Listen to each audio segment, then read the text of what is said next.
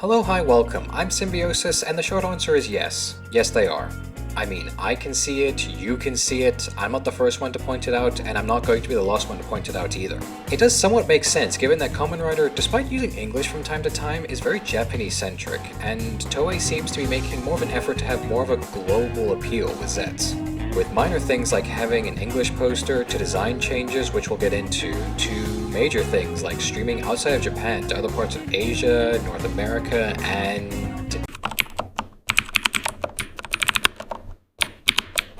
Middle East and North America.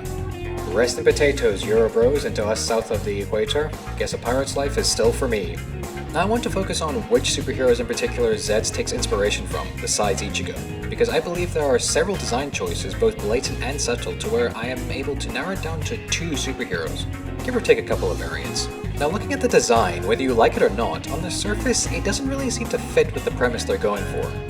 I mean, it doesn't really scream an agent that goes into people's dreams, even when you look at Western superheroes that are spies or have something to do with dreams. Now I'm only going to go over popular superheroes, since while I could sit here and go over every character, I highly doubt they took inspiration from the likes of Sleepwalker or Nightshade. Anywho, when you compare Zeztz to the likes of Black Widow, Nick Fury Sr. and Jr., as well as just about anybody in S.H.I.E.L.D., there isn't really any reason to move the belt up onto the chest like a sash. If anything, it'd make more sense to keep it as a belt and put tools or pouches on the side, which would not only make sense for the spy aspect, but also for the hero aspect, with the most obvious one being Batman. Well, is there anything that could help narrow down which heroes they might be based off of? Well, yes, actually. If you look at PV2, you can see that our titular rider in their civilian clothing wears a gun holster as well as a trench coat, giving them the vibe of a private investigator similar to Commissioner Gordon, John Constantine, and especially the Question, in my honest opinion. But we're not done yet. There is in fact a popular hero that fits most if not all of these, and I believe the giveaway is in the antennae on Zeztz. You see, there have been plenty of riders that have taken inspiration from Ichigo, each having antennae in some way, shape, or form on their helmet, but none quite like Zeztz. In fact, if you look at this scene from PV1, they almost look like ears from this angle. And with all the other criteria laid out, the only conclusion left is the dark detective himself, Batman. But Sim, I hear you shout, Batman mainly wears black and grey, even his older costumes used yellow and blue sparingly. And you'd be correct. Other than an alternate universe or a superpowered suit like Flashpoint Batman or the Hellbat suit, Bruce Wayne's Batman is very devoid of color. However, there is another. For anybody that grew up in the 90s to 2010s, there was a push for making a new generation of already existing franchises, especially superheroes, to varying levels of quality. Think your Teen Titans, your Young Justice, and the one I want to focus on, your Batman Beyond. For those that don't know, there are continuations to Batman the Animated Series, which I'm hoping you're at least aware of because this is probably the 3rd time I've fought off the urge to go on a long-winded tangent about superhero media, and I know for a fact I got at least 2 or 3 more coming up. One such continuation is set in the future, where the animated series Bat Family as we know it is too old to fight crime as vigilantes, even with new and advanced suits, resulting in a chance encounter and opportunity for Bruce to pass down the Batman moniker, allowing him to take on more of an oracle role to one Terry McGinnis, and may I just say, that red suits him nicely. Pun intended. Think it's a stretch? Think I'm reaching to look for a comparison? Alright, fair, but let me ask you this. Are you familiar with what DC Rebirth was? Now there's a whole nother video that I don't want to make about how DC runs their comic books and how it's really good at making sure their stories don't get too convoluted and how Marvel should really do that instead of what they do. Anyway, all you got to know is that for DC Rebirth, Batman got his own comic book storyline, and in said storyline, Terry gets a new suit referred to as the X7 Batsuit. A batsuit with red glowing eyes, a red glowing chest emblem, and red lines going across his body. Kinda like how in this scene in PV1, Kamen Rider Zeztz can be seen with red glowing eyes, a red glowing chest emblem, and red lines going across his body. I mean, it took us a bit to get here, but that has to at least count for something.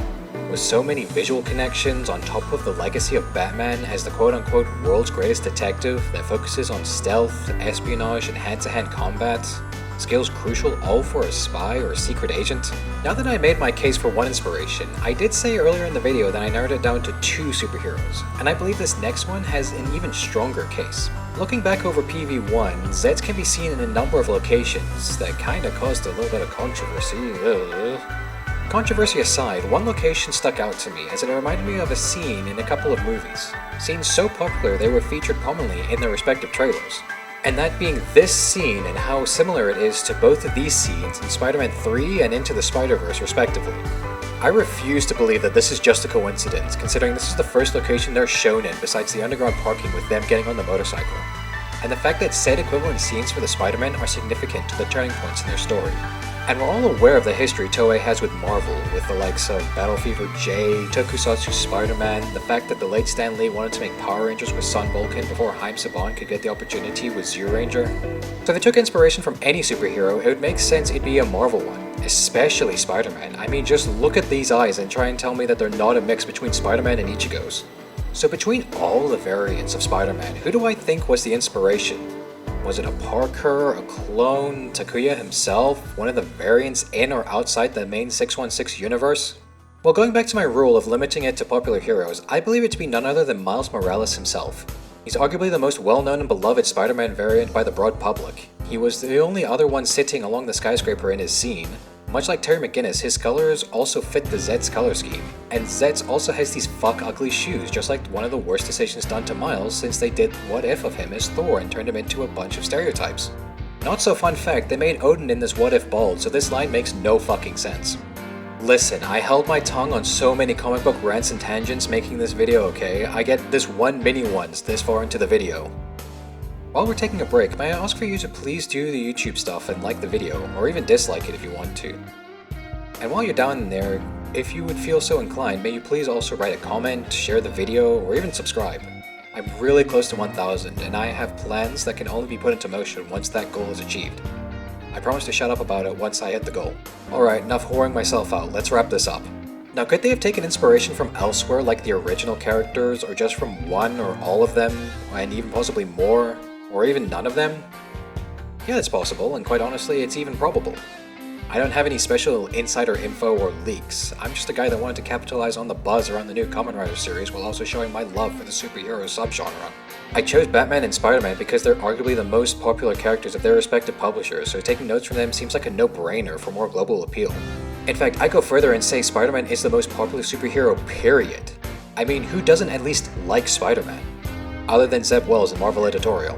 Plus, I chose Terry and Miles because while you could argue that Bruce and Peter probably make more sense and have more/better connections, I like to imagine that the Kamen Rider that is meant to be an innovation to the tradition and history of Kamen Rider took notes from ones that did the same. Not as some failed replacement or sidekick, but ones that did their own thing while still upholding the legacy that comes with the title they inherited. I appreciate you all for watching, and yeah, thanks for hanging out.